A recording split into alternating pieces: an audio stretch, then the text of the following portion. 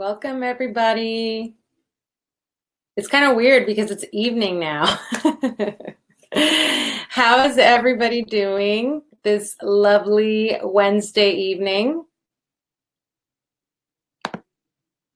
I'm so excited to see how everyone is from all over the place. Australia, New York, Florida. Wow, I love it. Love it. Yeah, I know it's late in the East Coast. I'm so sorry about the change. If you guys got my message earlier today, you guys know that I actually went back to teaching this week. So it was definitely an adjustment for me.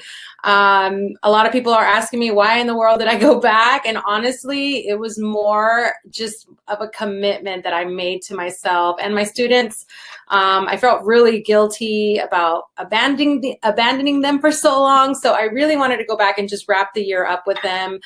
They are a fantastic class. I'm having a blast with them. They are a lot of fun, and it's going to go really fast. There's only 4 months left. So it's a 4-month commitment, and I'm determined to finish it. And so, but besides that, I'm going to be retiring this year, and I'm really excited for that change as well. So, hi, everybody.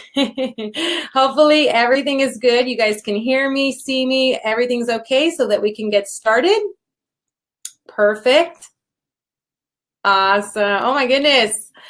I just can't believe how many people from all over the place. It's so great. Awesome. Okay, let's go ahead and get started. So again, welcome everybody to our weekly Wednesday webinar. I'm Christina Berrigan of Posh Peony and our group, Fleurpreneur. And for those of you that are new, welcome. And I just want to let you know a little bit about today. Our webinars are every week. So because of this new schedule conflict that I have, the Wednesday webinars are now going to be at 6 p.m. Pacific Standard Time for the moment. It's going to definitely go back to the morning when that time comes, but I will let you know for sure. And I am just really excited that we get to spend this time together, an hour a week to just kind of learn and explore new topics and things like that. So today's topic is actually something that I am really passionate about. It's email marketing, specifically a nurture email series. Now, a lot of you probably know or maybe don't know what that is, but I'm going to definitely walk you through that this week or today. I'm going to walk you through that this week or today. Can you see where my mind is? I'm going to walk you through it today to exactly show you what that looks like and how you guys can start in your business as well. Now, just a little background.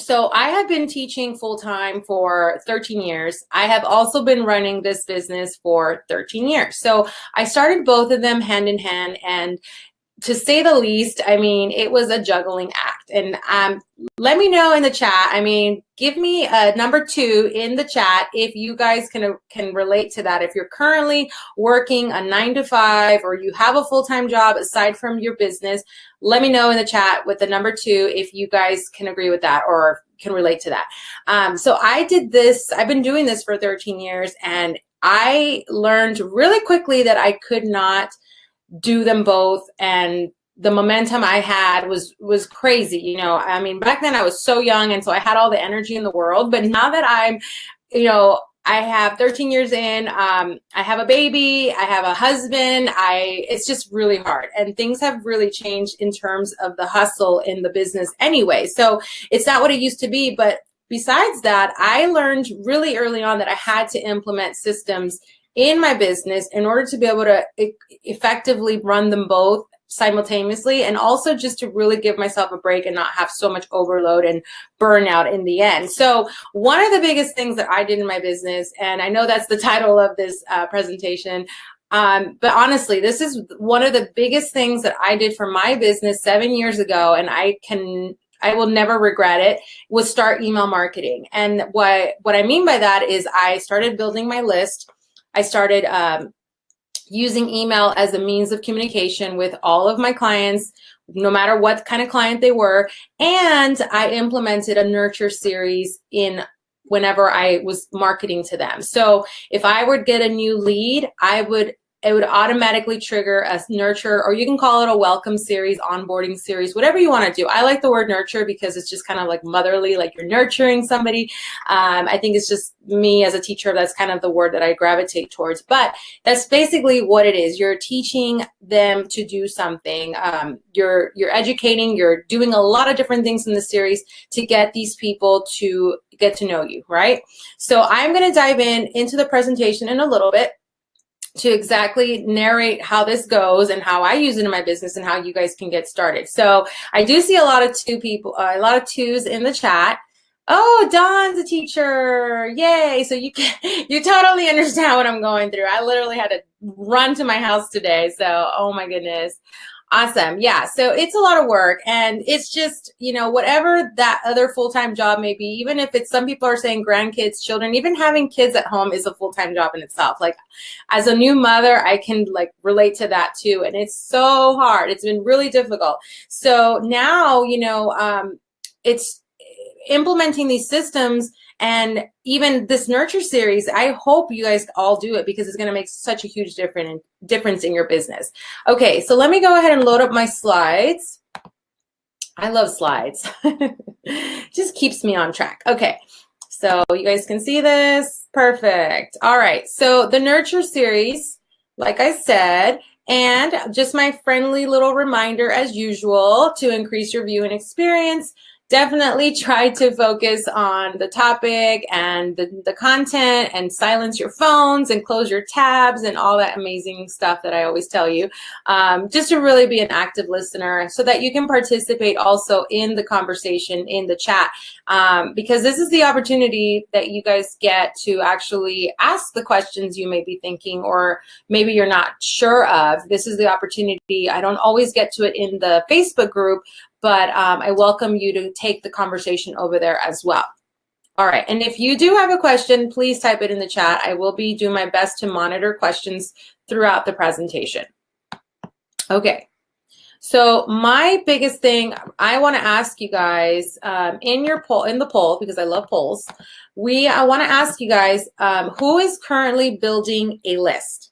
Okay, are you currently building a list? And what that means is, are you growing an email list? So are you signing people up on your website so that you can later get back to them with either a newsletter or an offer, or, whatever it is? Okay. This is the results I expected. So 25% said yes. A lot of people say no, or 9% says no now. And then a lot of you, 79%, are thinking about it, and you are thinking in the right direction. Okay, because let me tell you, it made all the difference in my business, and it still does. And I think you guys probably hear a lot of buzz about email marketing nowadays. It's become such a hot topic where a lot of people are pushing the education on email marketing and nurturing and email series and all that. It's finally caught on, right? So I learned it back 7 years ago when none of this existed. I had to teach myself. I was actually learning it from a different world, network marketing. And so I was able to pick up little pieces here and there and really just make it my own in this business, right? Okay, so this is really interesting. Now, my second question is, let me go ahead and put the next one up. Okay, do you do email marketing?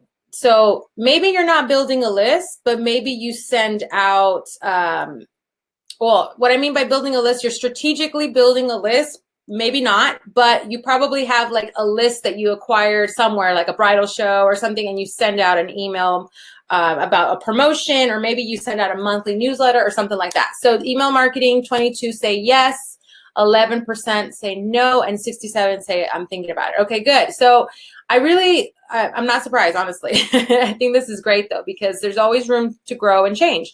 So I'm going to go ahead and end the poll. It was really great. All right, moving on, guys. I love this. So I hope you guys are ready to make some changes in your business. Why a nurture series? Okay, so here are my reasons. First of all, a nurture series, you need to think. All right, people are reaching out to you. They don't know anything about you most of the time. These are usually price shoppers, right? The ones that do reach out to you, know something about you sometimes because they follow you on social media, or maybe they're referred to you by someone they know or something like that, right? So it's two things: price shoppers or someone who knows very little about you.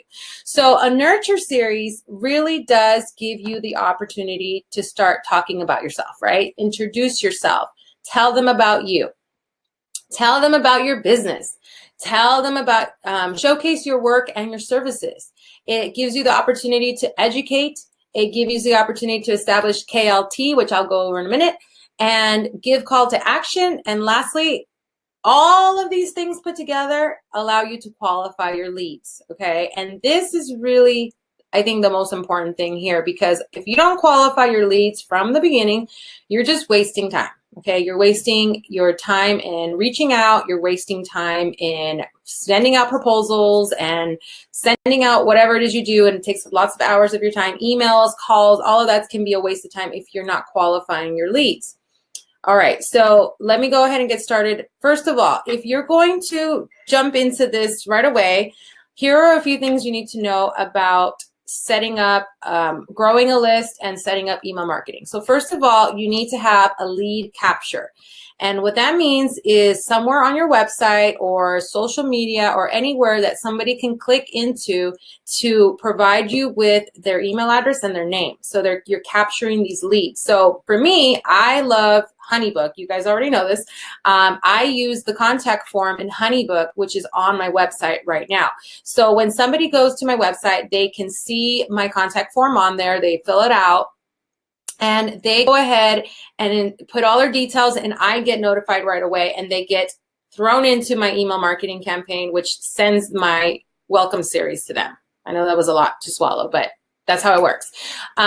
Or if you guys don't have that, which you should all have that, there's also an opt-in form that you can plug into your website, or again, social media, or anything that will allow you to do an opt-in for, which a lot of places these days let you, where you can exchange information for an email address and a name. So whenever you see something like free guide to whatever, download now, and you put in your email address and your name, you're exchanging that for the free guide. You're exchanging that for the free ebook, the free video, the free whatever it is you're getting, right? So you have made that transaction.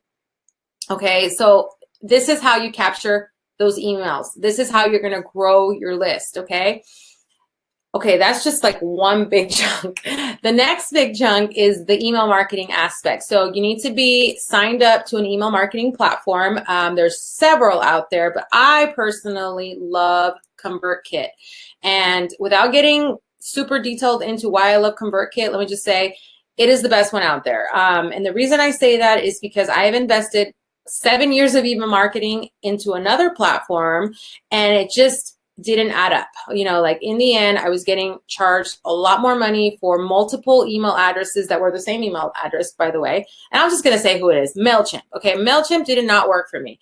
But, you know, if you guys are just starting out, there's nothing wrong with using MailChimp, because I know it's free. However, it's not free to use the automated series feature in MailChimp. So if you're going to get started with email marketing and you want an automated series, you might as well just start with ConvertKit, because you're going to end up paying the same price anyway, and all the features are there. MailChimp, you're going to end up building up to the list. When it starts to grow, you start getting charged more. So I just say start easy.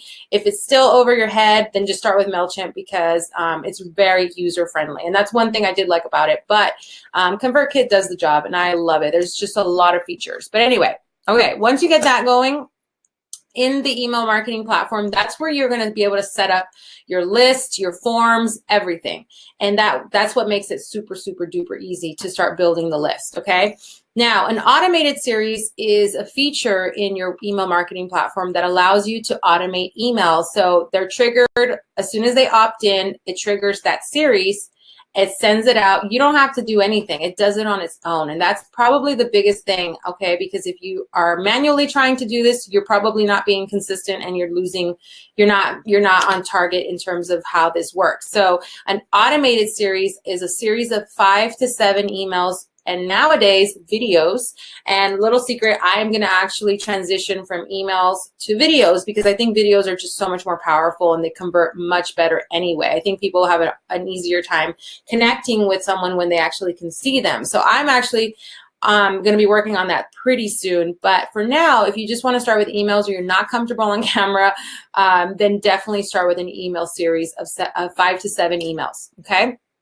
Now, another really important thing about these emails, you know, some of those leads may or may not make it past the 5 to 7 emails. They might just not want to hear from you after the first or second one, whatever it might be. So don't be surprised. It's normal. Like, that's fine.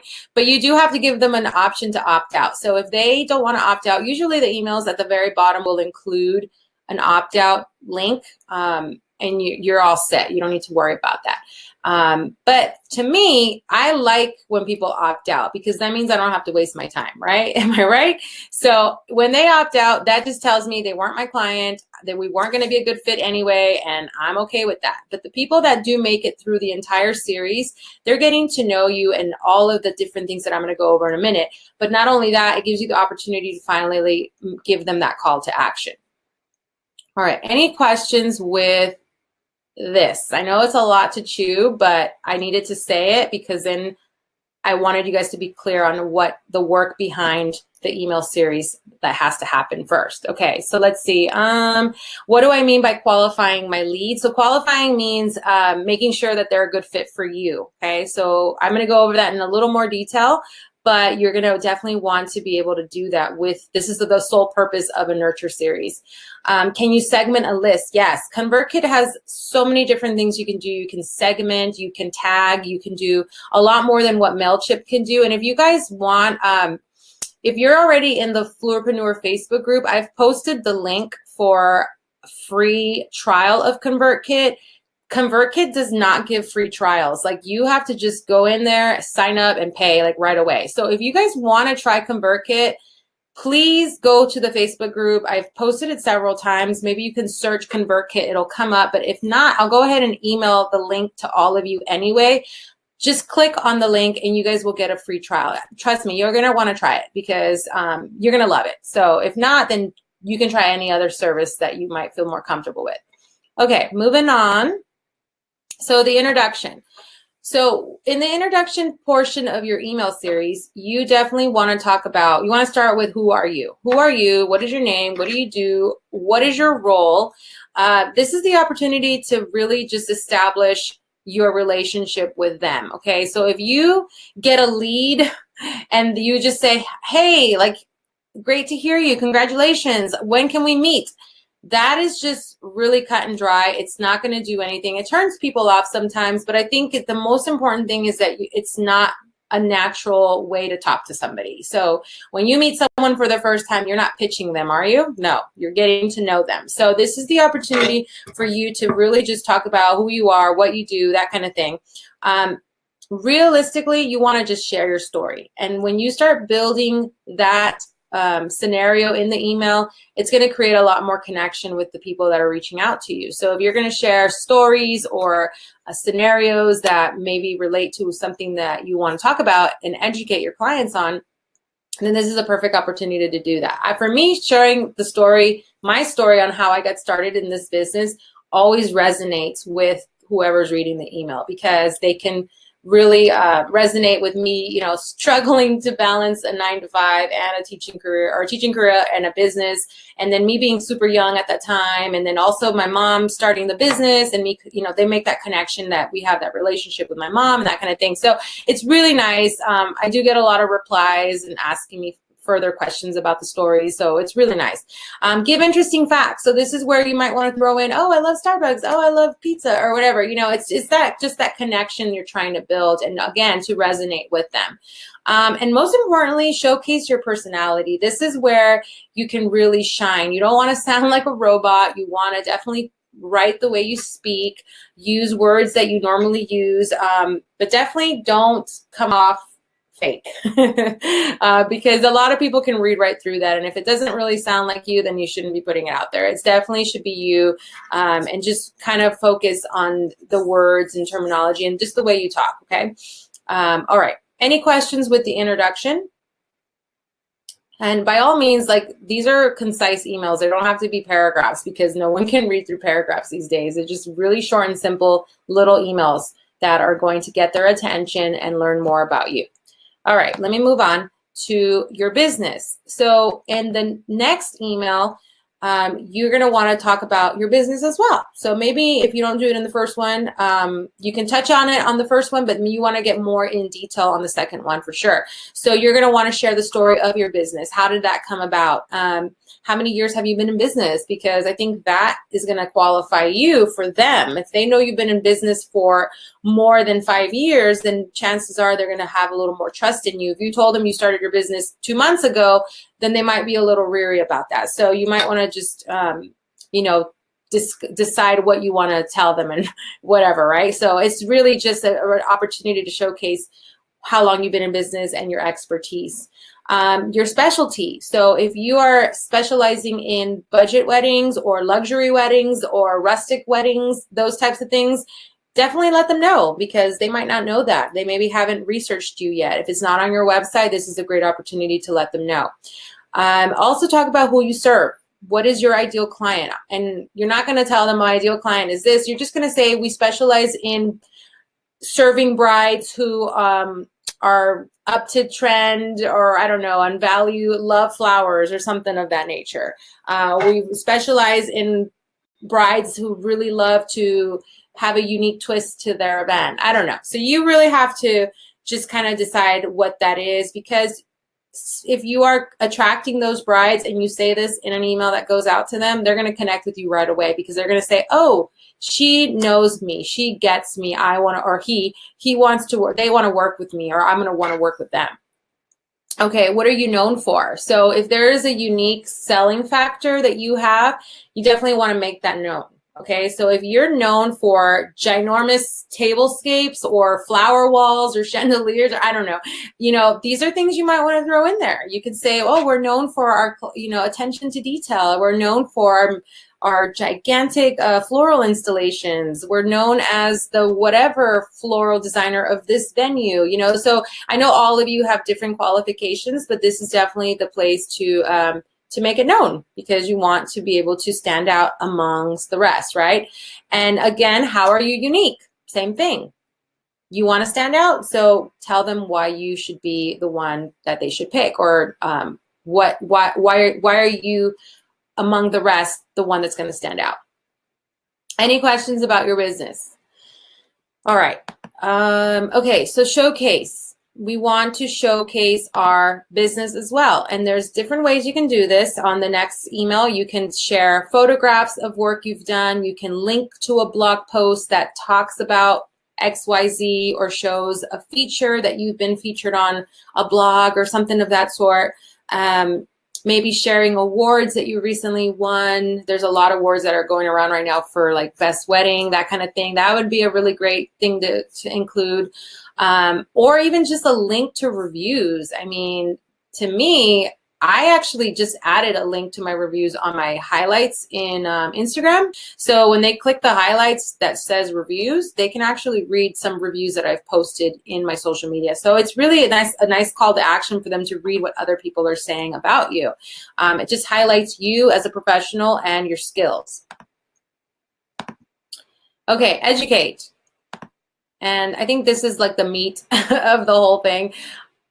We, as floral designers, I know that we struggle a lot with getting brides that don't know anything, and then we get frustrated because they don't know anything, and they don't know what things cost, and then they tell you that their budget's $1,000 and they want like flowers for 300 people. So we have to understand that a lot of the time, and I think in my experience, 80% of the time, these brides don't know what they're talking about. They just assume that they can spend this much money, and they assume that this is what it's going to cost, and they read something online that is very misleading, and there's a lot of it out there, and so they really just don't know, So this is why I like to have conversations with brides before I actually quote them, because I want to educate them on realistic budgets and their guest count and things like that.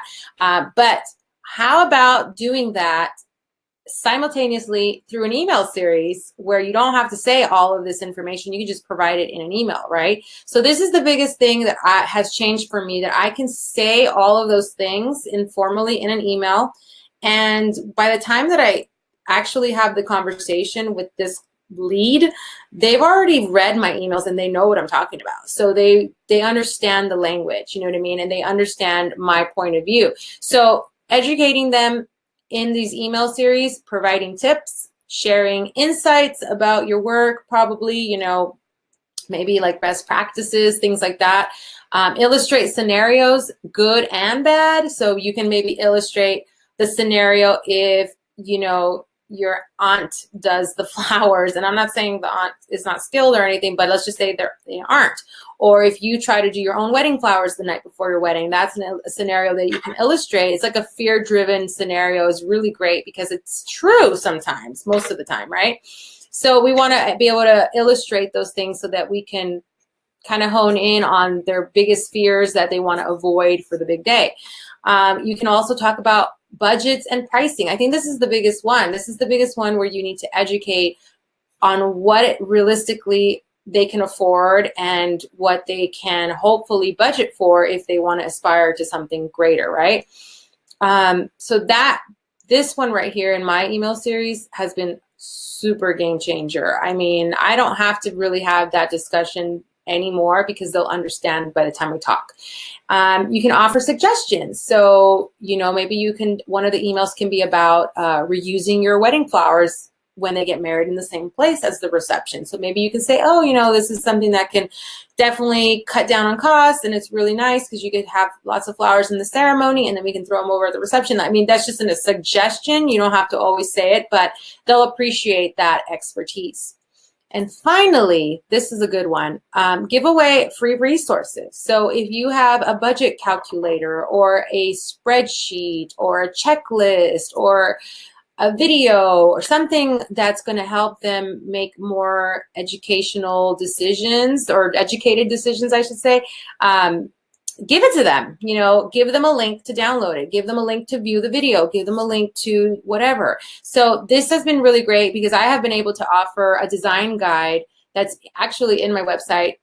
People can opt into it and get it. It's like 50 pages long. I actually made it myself. It just includes all my resources and includes florals and seasonality charts and pricing guides and all this stuff. So when I give this away in my series and to any bride that comes my way, they are really thankful for it because it's a really beefy document that allows them to make better educated decisions about their wedding flowers. So do something like that. I think this is a really great one for your for the education series. All right, any questions about anything so far? All right, you're so clever. Did you do all this yourself or did you have agency do it? I did everything myself, Debbie. Like, I'm telling you, I had to do everything myself. Up until this point, I haven't been able to hire any help. As of a few years ago, I've been able to hire people to actually help me. So I have been doing my best to just do it myself. It's very easy. You know, you can use things like PowerPoint or Word document, Canva, lots of different programs out there nowadays, before not so much, that you can actually manipulate to create really nice documents. What if you have a fast track lead who is already showing commitment in their initial email? Do you still have these emails? Yes. So no matter who opts into my email series, they still get these emails no matter what. So like I said, they have the option to just opt out and not receive them anymore. Or believe it or not, some of these fast track leads still don't know what they're talking about. Okay. They may have already talked to 5 other florists, but they don't know, they still don't know how you work and how your process works. So this is the opportunity to let them know how all of that's going to go down if they decide to move forward with you or not, because no florist is created equally, right? We're all different. All right, let's move on. KLT. Does anyone know what this is? If you know what this is, comment on the chat, okay? I'm going to just reveal it right now. Okay. Get to know them, or you have to get them to know you, like you, and trust you. So KLT, remember that. The sole purpose of this email series is to have all of this established, okay? Because when you know, like, and trust somebody, you want to do business with them, okay? You're that much more likely to do business with them. So if you guys, you know, for example, your doctor, you know your doctor, you like your doctor, you trust your doctor. Do you want your doctor to check you out? Yes, right? I have been in a situation where I do not like my doctor and I didn't trust my doctor and I bounced, you know, like I was like, I don't feel comfortable. And the same thing with my daughter, like she went through a doctor that I did not like. And so I had to change her doctor. So think of that in your field. You know, if a client doesn't like you, they're not going to want to work with you. If they don't know you, they're not going to want to work with you. And especially if they don't trust you. So if you're not giving them any reason to KLT you, then you're losing the lead right away. You're gonna lose them.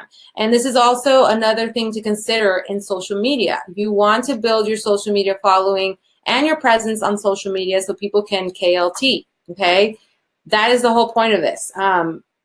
A lot of people, you know, get so frustrated because so-and-so never called you back and, you know, you're chasing down the leads, but you are probably not giving them the experience that they should get, you know, which is getting to know you and getting to trust you overall. So this is really important, guys. Always keep these 3 letters in your head when you're doing anything, because I'm telling you, it's going to really change things for you. It's every decision that I make, I think about this. I think about, is this going to make them like me? Is this going to make them know my process and how I work? And is this going to build trust? If not, then I don't do it. So really just think of it in that way. All right, if you get a lead list on a regular basis from a source that you advertise with, can the list be used to build an email list? No. Thank you for asking that question. Okay, so yes, if you go to a bridal show and you get a list, you legally can't put them in, like you can't opt them into your email marketing campaign, okay? I know a lot of people still do it. Honestly, I recommend you don't do that because it can get you into a lot of trouble with the CAN-SPAM laws, and that can be trouble for you. And what will happen is that if they do flag you as a spammer, they'll shut your account down. Like MailChimp will shut you down, ConvertKit will shut you down, and then you have to start over somehow. So it's just like, it's not worth it. I recommend that you don't throw those kinds of leads into an email series because they didn't ask to be in it. You know what I mean? So the leads that are in this type of series are the ones that reach out to you themselves or they opt in on your website. And that's probably the safest way.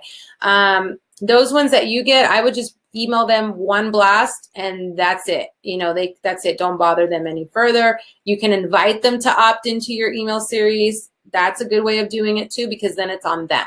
I hope I answered that question. Okay, call to action. All right, so all of these emails need to have some sort of call to action. And what that means is that it's an opportunity to get them to do something that's going to convert. So if you want them to start a conversation with you, then you need to ask questions, okay? So you could say, hit reply to this email and let me know what your favorite thing is, or hit reply and let me know what your favorite flower is. I mean, I don't know. You guys need to brainstorm here, but I usually invite them to answer questions that relate to the email that whatever I'm talking about in the email. So if I'm talking about my story with my mom and that kind of thing, I'll say, oh, hit reply if you can relate to this, or if you also do this, whatever, okay? Just the point is, start that conversation. And you will get a lot of people that respond, believe me. They love to do that. All right, invite them to connect. So social media is a good one. If you can say, if you want to see behind the scenes of what we do in our shop, go ahead and click here to follow us on Instagram or Facebook or wherever you post your stuff. Offer promotions. Now, this is something that you do towards the end of the email series. You don't offer $10 off or $100 off on email too. It's too soon. So you need to make sure you're waiting till like email 6 or 7 to offer any kind of promotion or any type of sale. Booking appointments. This is something I offer right away. Like I probably like email number 3, I think it is. I say, hey, if you're interested in chatting further, like let's get this started, the process started. Here's my link to my calendar, or here's my link to fill out the information, that kind of thing. So it's really giving them that opportunity to make that connection. And by email 3, they're kind of warmed up. So they're more or less, they're more likely to want to talk to you right away. Or if they're already in your funnel, your sales funnel through HoneyBook, then you've probably already talked to them, and that's okay. They just won't click on that link anyway. So, but it's still there. All right. Link to blog posts. So again, those are call to actions also. I know I used it as an example to showcase your business, but you can also continue the call to action with a link to somewhere, because that gets them to click to your website. That gets them to read more about you and get to know you, and hopefully fill out the form on your website too. And the last one was offer the sale. So by the email, 6 or 7, I mean, for you guys, we don't really offer the sales like that. I know that. But if you're selling a product or something and you want to offer the sale, then just do it. Do it in the 6th or 7th email. And don't, sometimes I also say it just depends. Don't always wait till the end to offer the sale, because sometimes these people are ready to buy. You know what I mean? So if you want to offer the appointment or the promotion in the email I would say the middle is a good safe space. Don't wait all the way to the email number 7, because sometimes you'll just lose them along the way. So I always say offer in the middle and then come back to it in the end at some point. Any questions about this? What would you do if you have already sent emails to people on your list? Would you start the series? It's kind of hard to do that, because when you set it up in your, you're going to have to like when you go to let's just say you already have a list and you haven't done the email series, you're going to have to re-import all of those email addresses into whatever email marketing platform you're going to go with. And then you're going to have to trigger the email series all over again. And some of those email addresses, if they're not segmented, they might already be your brides. So if you don't segment correctly and you send something to someone who's already doing business with you, it's going to be really weird. Like, why is she emailing me this? Like, I'm already booked, So I would probably, to alleviate additional work for you and the stress, I would just say just start new. Okay. So whatever lead you get tomorrow, or whenever you get this implemented, that's who you want to start the series with and moving forward, and then just don't look back. But, if you have your list segmented to a way where you know that these are leads, these are booked brides, or these are whatever, then you can take that lead list that hasn't booked with you and throw them into the email series, and you should be okay. But I just want to make sure if you're that organized, go for it. I would do it. Okay, I seem to do most of this by email, personal email for every contact that comes through. Yes, you probably do, but tell me, how much time are you wasting doing this manually? A lot, right? So I used to do the same thing. I was manually doing emails before I decided to invest money in MailChimp, because I didn't want to, I didn't want to upgrade my free account. I was like, I don't want to pay $20 or whatever it was. Now I pay like $80 with ConvertKit every month because of my list size, and also all of the features that I'm getting. So it's totally worth it to me. It's just the conversion that I get with ConvertKit is really great. So it's worth my while. But if you guys, I think the lowest package up to, gosh, don't quote me, I think 3,000 email addresses is $49, I think. I'm not sure, but I think that's the lowest package with ConvertKit. So it's like affordable. It's not expensive. MailChimp, I think their email series, the last time I was with MailChimp was years ago, but when I was paying for an email automation service, I was starting at $15 or $20 for like 1,000 email addresses or something like that. And then eventually I got up to like $60 with all of the lists that I had, and it was just getting expensive and I didn't have all the features that I wanted. So really do your research. Again, I love ConvertKit. It does the job. Okay. How do you get leads to get the series? So I went over this earlier. I don't know if you were here, Melanie, but they have to opt in. So they have to opt in into your opt-in form, or you import them yourselves through when they contact you. Okay, so that's the best way of doing that. Do I find the ConvertKit route combined with the personal email works? No, I would definitely save your personal emails just to answer specific questions. An email series is an automated series that's already done. You've already done the work. You've created all 7 emails. You don't have to look back or think about it. It's uploaded into ConvertKit, and it just sends itself the moment it's triggered by a new email address. So you have to think of it. If you have if you have 5 email addresses today, they're going to start the series today. If you get 5 tomorrow, they're going to start the series tomorrow. Like, they're going to all be at a different place in that series at a different time, depending on when they opt in. I hope that makes sense. Okay. Does ConvertKit link to Instagram? Swipe up to see. No, oh, so you're no, that swiping action in Instagram is more of a call to action to go somewhere. So if you have a ConvertKit landing page somewhere and you link to it, then yes, you can do that. Same thing with lead pages. You can swipe up to wherever you want them to go. All right, perfect. Let's move on, guys. Qualify. So all of this, like I had just talked about, is to qualify your leads, okay? This is the opportunity where you get to establish if you are a good fit from the start, okay? And this goes in both directions, like both ways. So they're going to determine that if what you're saying, if it sounds great, they're going to want to work with you, right? And you're going to be a good fit. If they agree with everything they're saying, with what you're saying, then they are a good fit for you too, right? Because they agree with what you're saying. So if you get people opting out in the first or second email, or they never even talk to you, then they were not your client. They didn't care, or they just didn't get the emails for whatever reason. So it's a lot of different factors, but most of the time I've noticed that a lot of people that did reach out to me and booked me they followed through the series. And with ConvertKit, you can actually track your email analytics. So if people are opening the emails, you're going to know, you're going to see it. If they're not, then they're probably not checking. And then that's why they're not getting back to you. So that's another reason why I did email marketing, because I can see if my emails are being opened or not. And if they're not, then you can just clean out your ConvertKit and get rid of the what is it called? The dead leads, or whatever you want to call them.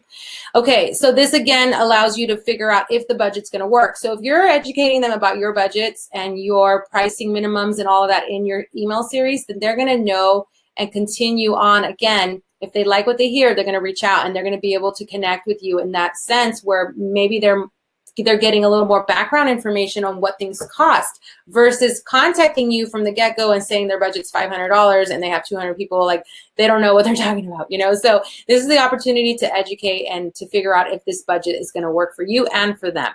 Also, does your aesthetic align? I mean, how many times have you guys gotten a lead where they want something that's completely not your style, or you just like kind of cringe when you hear it because you don't want to do it?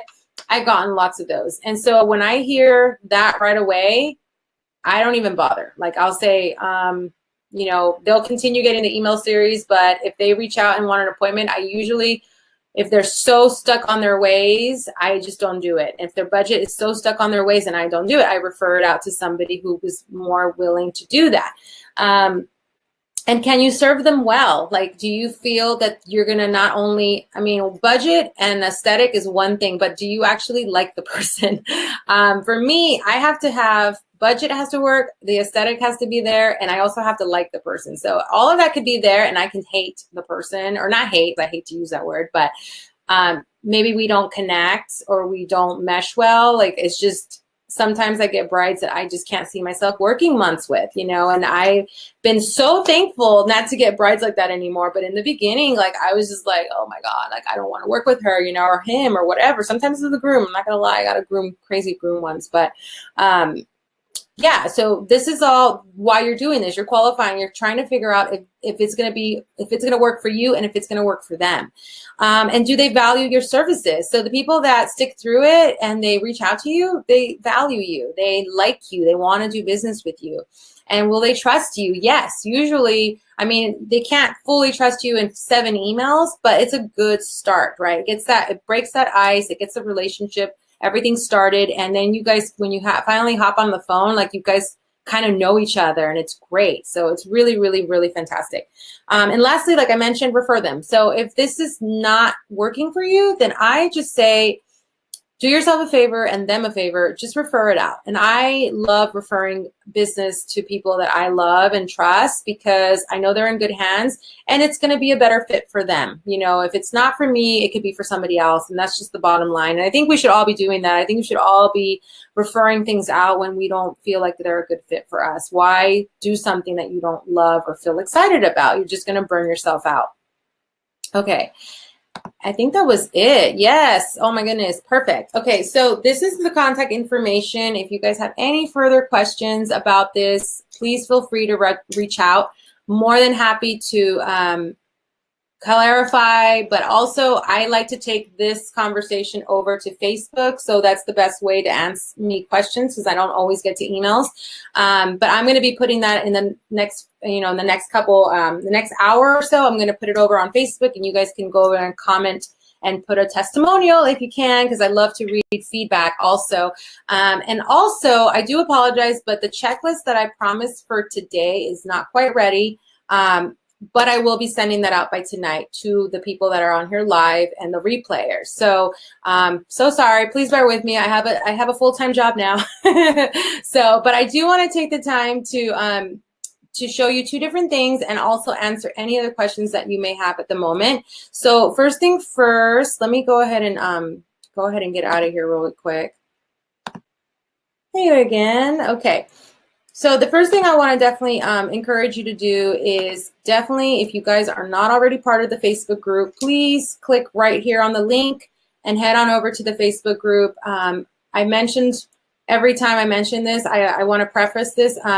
When you guys join or click to join, it's going to ask you a couple questions, and it's going to make you opt in. Like, it's going to ask you for a password. So when you go to the link and you click on the link and you opt into that list, because if you want to be notified of webinars, then you have to be on that list. When you opt in, it's going to give you the password, okay? And the password, you put it in, and then I'm going to let you in. The reason why I do this is not just because I want you on my list like we just talked about today. It's not the biggest reason. The biggest reason is because of spam, okay? I have had to say no to like hundreds of people who want to be added, and they're not even floral designers. They're not even wedding professionals. They're just people that want to sell like all of their MLM stuff, and I do not want that in the group. So I've been trying to qualify all of those people when getting into the group. So if you don't answer those questions and provide the password, I'm not going to let you in. Not because I don't like you or know you or whatever, but I just want to make sure that you guys are in here and that the right people are in the group, and these are floral and event designers, okay? So you can click on over to that and join. And lastly, the last thing I want to talk about, and I'm not going to take up a lot of your time, but I do want to tell you guys a little bit more about the whole summit that's going on. So if you guys don't know already, I have created this online summit. It's 2 days called Fleurpreneur Online Summit. And I have gathered like 10 of my besties in the floral industry that I truly love and admire. I mean, look at that lineup. Amazing people that just are so skilled, so passionate, and so good at what they do. And we are going to be, oh my God, the 18th and the 19th. It's coming up, right? In a couple weekends. So this event we've already sold over 300 seats because it's online. It's 2 days. Sunday, Monday, 5 hours a day, 5 hours of content from 5 of these speakers each day. And they're all going to talk about different incredible topics that are super amazing for building your business, okay? So if you click on that link, it's going to take you to the page where it has all of the information, all of the details, all of the topics that are going to be talked about. And a lot of you have asked, but yes, this is going to be available for replay. So if you are not able to attend live, you're going to have 30 full days to watch the replay and watch it as many times as you want, because I like to actually, when I do this and buy courses online like this, I love replays because I don't always take notes when I'm listening to stuff because I have to be an active listener. So I'll go back and I'll listen to it one more time while I'm working or something, and I'll jot down some notes. So that's a perfect opportunity for you guys to do that. So if you want to take advantage, please make sure you click on the coupon code before you enter your credit card information to avoid any confusion. Because if you enter credit card information and click next, it's going to charge you the full $197. Okay, so enter the coupon code, then click your information, and then go over and check out. So I hope you guys can join us. It's going to be fantastic. It's going to be amazing. I'm so excited. I'm going to move over to Q&A now. If there's any extra questions that I didn't get to, let me go back and see if I can answer. Where did I leave off? Do you find that ConvertKit? Okay, okay. Does Honeybook have the capacity to create an email list through pop-up on our website? No. So here's the thing with email marketing with Honeybook. And this is brand new, and I love this. I've been praying to the Honeybook gods forever for this feature. So they recently rolled out Zapier integrations. Okay, so if you have a contact form on your website with Honeybook, The moment that somebody fills it out, that email address using Zapier can go into your ConvertKit into whatever list you want. So that's what I'm doing now, because before I had to manually take my leads from HoneyBook, I had to like export them, and I had to manually load them into my ConvertKit list. And then that's how I started the email series. But now it's that much more automated. Zapier makes the Zap and it connects the two for me now, and you can do that, and it's free because Zapier is free for up to 5 Zaps. It's really great, and it's so easy to do, so easy to do. With your CTA slide, are you doing one or more specific CTA? Yeah, so my biggest CTAs, it depends on the slide. So if I'm educating, I'm inviting them to download something. I'm inviting them to check out a blog post that talks about more in depth on this educational piece, or I'm offering them a video of some sort, or I'm telling them, you know, if I'm trying to connect with them, usually in the beginning, I'm trying to connect with them via social media. So I'll invite them to go to Instagram and follow me and get a behind the scenes look on everything, and they enjoy that. But then I ask them to start getting educated by clicking on all these other options. And then finally, like the more promotional stuff, like click here for whatever off, or click here to book an appointment, that kind of stuff. So I hope that helps. Can you explain the difference between ConvertKit and HoneyBook? Yeah, so ConvertKit is just email marketing. HoneyBook is the back end of your business. So contracts, proposals, invoices, brochures, questionnaires. What am I missing? Workflows. I mean, tons of stuff. I have a HoneyBook online course that I just launched early this year, and I go through all of these different features for HoneyBook. So if you're in that group, you can find it on Instagram. It's HoneyBook for Creatives, and if you want, I can send you the link for the online course if you guys want to take advantage of that too. But two different things. You can't do email marketing in HoneyBook. You can't. Like, it's not a thing. But you can do that with Zapier now, where you can actually import your leads into ConvertKit now. So you need to have both. I hope that made sense. Am I missing something? Fleurpreneur.com, not active site. Yeah, so guys, my website's like almost done. I can't wait. I'm hoping that it's going to be done before the summit in a couple weeks. So it's still a work in progress. But right now we have the Facebook page. So if you go to facebook.com/groups/Fleurpreneur, you should be able to access the group. But I'm excited about that. Yay. Amanda, do you recommend using both HoneyBook and ConvertKit? Yes, you need both. You need both. HoneyBook because it's amazing and it manages the back end of your business. I love HoneyBook. And if you guys want a free trial of HoneyBook or 50% off your membership, let me know, because I have a link with that. I'm one of their business coaches, so I have that incentive for you guys as floral designers. And for those of you that join HoneyBook for the first time, you actually get some free email templates from me. We've incorporated them in HoneyBook, so they use my email templates to onboard their floral designers. So it's really cool. All right, guys, I have one more. What is your favorite app for organizing an event and all the details? My favorite app? So HoneyBook, HoneyBook is the one I do all of my organizing. That's just where all of my contracts live. But organizing, oh, you're probably talking about like style boards. I use Canva, and I talked about that in another webinar. So hopefully you can catch the replay. Once the website goes up, all the replays are going to be on there, by the way, so you guys can go back to them. Can you give me an idea of the HoneyBook cost per month? Yeah, I think it's like $40 a month, but with the half off, you get it for like $20-something a month. So I mean, imagine that. That's amazing, right? It's definitely worth the investment, you guys. 25 bucks. I mean, that's like, I don't know, 4 Starbucks drinks every week for me. I mean, it's crazy. It's just super affordable. It's an investment you should all be making for your business, because it's going to really set you apart, and it's going to make you and your life so much easier. Okay, I think that's it. All right, so I'm on time, you guys. Yay, perfect. Okay, so if you guys have any more questions, I'm taking this conversation over to Facebook. Please provide us with some feedback or any questions, engage, because I love to hear the feedback. That way I can gauge my instruction a lot better for the next one also. And I will be sending you the replay and the template. So I'm so thankful for you guys, and I will see you guys very, very soon. Okay, good night. Bye.